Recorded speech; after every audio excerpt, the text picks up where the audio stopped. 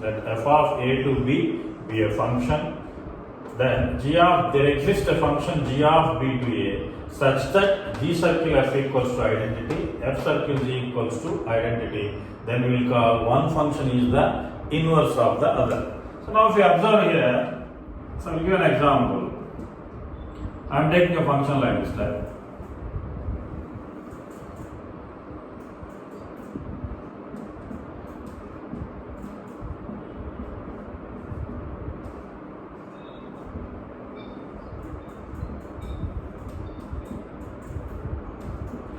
Now here we have a function f defined from set A to set B.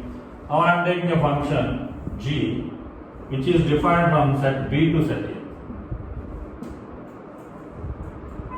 When it is defined from B to A, means the element structure won't change.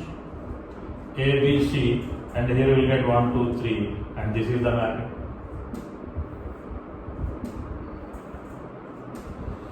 That means here we can write, we know that C, f of 1 equals to A, f of 2 equals to B, and f of 3 equals to C.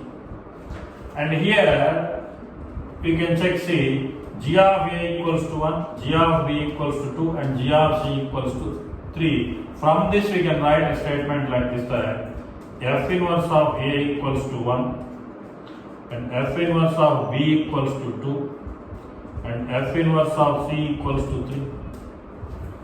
Because if y equals to f of x is a function, then its inverse can be defined as x equals to f inverse of y. Like this. Okay. If y equals to f of x is some function, then x can be taken as f inverse of y. Now if 1 is related to A, that means inverse of this element A, f inverse of A equals to 1, f inverse of B equals to 2, and f inverse of C is equals to 3. So now from this example, see clearly, if f of A to B is a function and g of B to A is another function, now g circle f is equals to identity we are telling me. See, here if I take g circle f of 1 for suppose. G circle f of 1 if I take means we know that how to write g circle f of 1. We can write it as g of f of 1. That is g of f of 1. F of 1 is what here? A. Next g of A. G of A is what here? 1. Now see g circle f of 1. That means the input for this composition is what? 1. Then the output is also 1. Now in such case we can call this one as the identity function. And if you want to check, we will check the reverse also. Here I will write C. F circle g of some A we will take. So because g input will be this one. F circle g of A can be written as f of g of A. That is equals to f of g of A is equals to 1. And f of 1 if you observe from here, f of 1 is equals to what? A. Now in this if you observe carefully, so in f circle g, the input is what? A, and the output is also A. So that means here also it is identity. That means the definition what we have written, that is matching with this example or not. We have taken a function f of A to B, then there exists a function g of B to A such that g circle f is identity and f circle g is also identity. Then one function is said to be the inverse of the other. The same thing we have written here in this example. See, I am taking g circle f of 1. G circle f of 1 can be written as g of f of 1, and f of 1 from this mapping is equals to A. So then we will get g of A, and g of A from this mapping is equals to 1. What I am trying to tell is here, whatever input you are giving, the same output is coming, means we can call it as identity in terms of A. And here I am taking f circle g of A. So f circle g of A can be written as f of g of A. And from this mapping, g of A is equals to 1, and f of A is equals, f of 1 is equals to A. That means what I am trying to tell is whatever input we are giving, the same is appearing as output. In both the cases, if you observe, see, g circle f is identity and f circle g is identity, means we can find that, we can tell that g is the inverse of f or f is the inverse of g.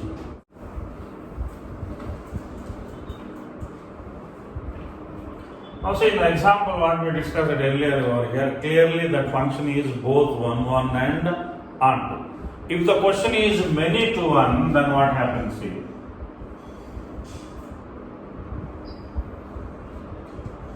A to B is a function. A contains some elements 1, 2, 3 and B contains A, B, C.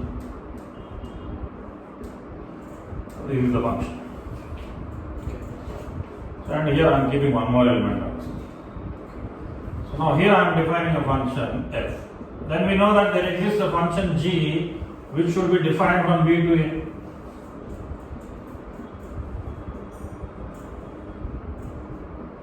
Here I am writing g.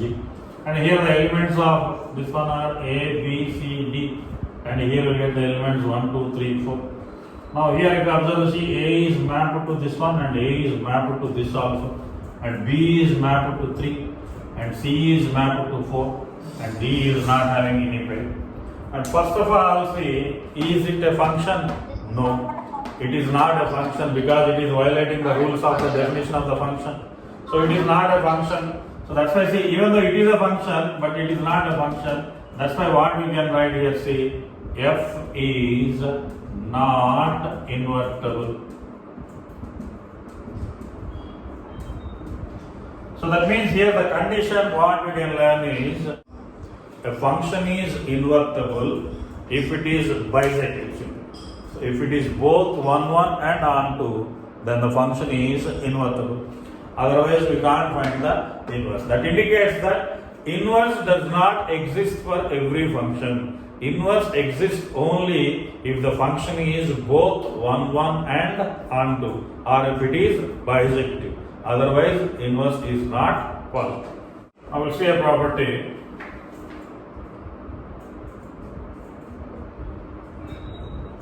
If a function is invertible, then it is 1-to-1 and on. If a function is invertible, then it is 1, 1 and onto. So generally example wise we saw and we will see it as a property. So listen this one carefully. I am assuming let f of a to be an invertible function.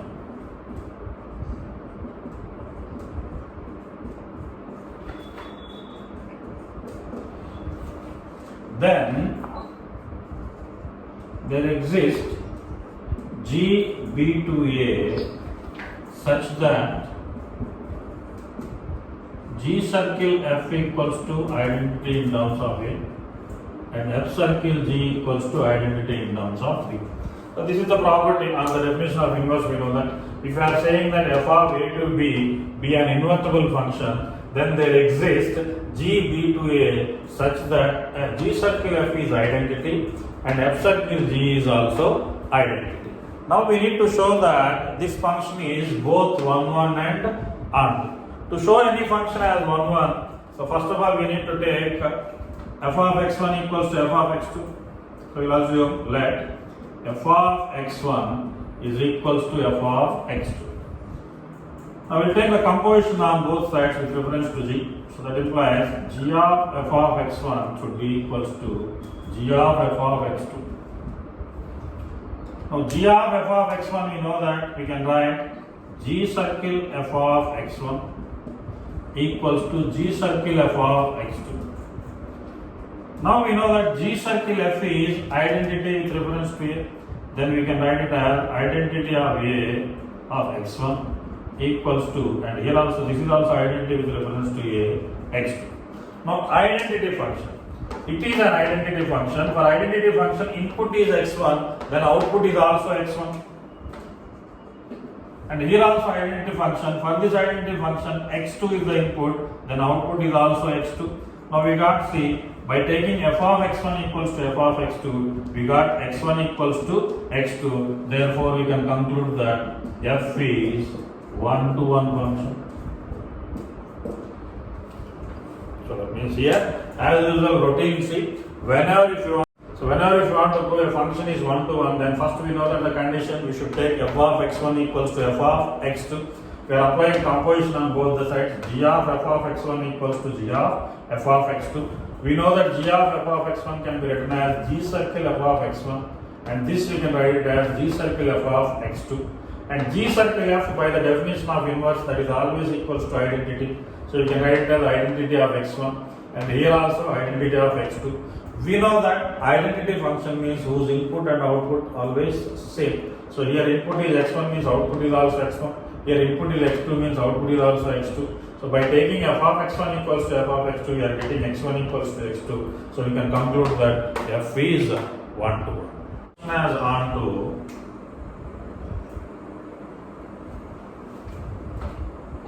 let y belongs to B, that is codomain, and g of y belongs to some element. Let I am assuming g of y is equals to x. Now apply f on both the sides. F of g of y is equals to f of x. This we can write it as f circle g of y is equals to f of x. Now we know f circle g is also identity. That implies we can write identity whose input is y, that is equals to f of x. This part I will write here implies this part I will write here, that implies f of x equals to, this part I am writing first, equals to an identity function whose input is y, then output is also y. Now this is sufficient to tell that a function is onto. We assume that an element belongs to codomain, and we are taking an element in domain, and we are proving that f of x equals to y. Therefore, f is onto. That's why we can say that if a function f is invertible, then it should be compulsorily both 1, 1 and onto. Very important point to remember. If f of a to b is 1, 1 and onto, that is bisective, then f is invertible.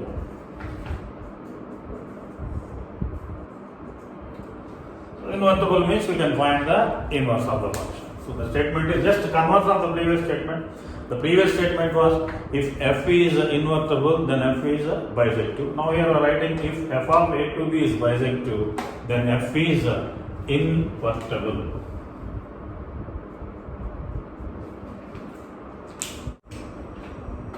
Let's say if f of a to b is bisective,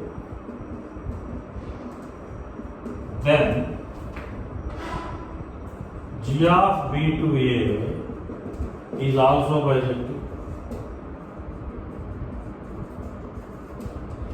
So that is obvious. I might say if you have a bisective function, something like this type, simple elements I am taking.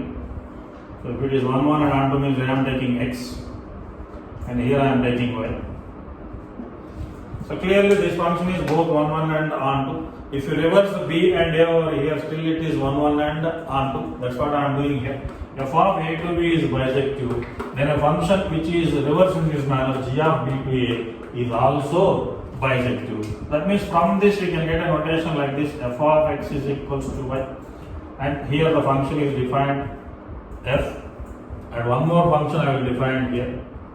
So that is a function g, which is defined from b to a. The element structure, this only repeated means we can write it as y to x, and here we can write g of y is equals to x. So this is from the given statement only, we are not doing anything. They are given that f of a to b is bisective. If f of a to b is bisective, then you reverse codomain and domain, then we get a function which is also bisective. Now we need to show that inverse exists. For that, consider, so we are considering g circle f of x. We know that g circle f of x can be written as g of f of x. That is, g of f of x is always equals to y. Then g of y is equals to x. That means here G circle f of x equals to x means for this composite function the input is x and the output is also x means this composite function can be called as identity function with reference to the domain A. Now in the same way, now we'll take f circle G of y. Here why we are taking y is because we will get input from G and the input in the G available is what y. That is the reason we are taking y here and that was the reason we are taking x here. Here the input we will get from x. So here f circle G of y can be written as f of G of y. That is f of G of y is equals to x. And from the previous f of x is always equals to y. So here also input and output same, then it is also identity with reference to the function. Now we got G circle f is identity and f circle G is identity when we assume f of A to B and G of B to A both are bisective. So therefore we can call f is invertible. So definition of the inverse satisfied over here if you observe see. If f of A to B is a function, there exists G of B to A such that G circle f is identity and f circle G is identity. When it is happening, when f is bisective. So very important properties both to remember. So here we can conclude f is invertible and f inverse can be written as